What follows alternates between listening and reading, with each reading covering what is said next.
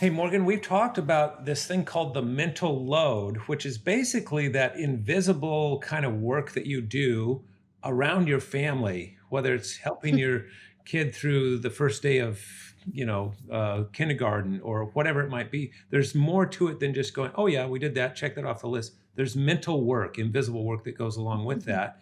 And you've defined that well in another video. But now help us manage that, would you? How do we cope with the mental load? So I approach the mental load when I teach about it from two perspectives, the within and the between. The between's the couple stuff, the within's the individual stuff. So I'm just going to talk about some of the individual stuff. Okay. And there's three things to pay attention to. The first is something I call piling on precedents. This is when we do something in our home, in our relationship, whatever, out of love and care. We just want to care for you. But what often happens is it's done in a way that it's invisible. Nobody sees it, nobody talks about it, just magically happens. Mm.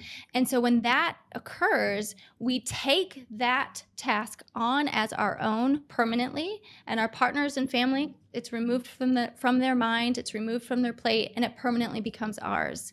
This is important because a lot of times the mental load gets really intense after kids. And by the time we have kids, a lot of times it's so full already from piling on these precedents. Yeah, wow. And it's good to we share the load in a marriage, right? I mean, we there's things Mhm. we delegate and so forth, and there's things I'll ask Leslie to do. And now it's not I don't have to have any, cognitive space anymore for that because she's going to take care of that. We do that to help each Yeah. other, but you're saying let's make sure we're conscious of that because that can Mhm. really weigh a person down. Is that right? Yes, because it can become imbalanced. Yeah. Yep. Sometimes one partner does that more than the other. Yeah, great. All right. And number 2? Number two is that sometimes when we're trying to delegate more, hand things off, we engage in these behaviors that backfire. I'll give you five. Impatience. Can you do this for me? You're not doing it on my timeline. I'll just do it myself. Personalization.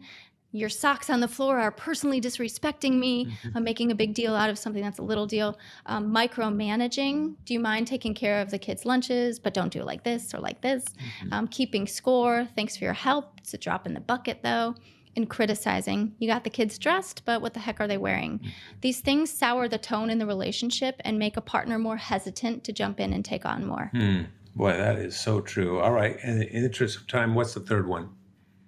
Stories that sabotage. These are just things that you sort of replay in your mind that make it difficult for you to actually ask for what you need and assert things to your partner. We've got to rewrite these stories, challenge these behaviors, and vocalize the things we do in the home. Wow. How to manage the mental load. This is so helpful and constructive. Morgan, thanks as always.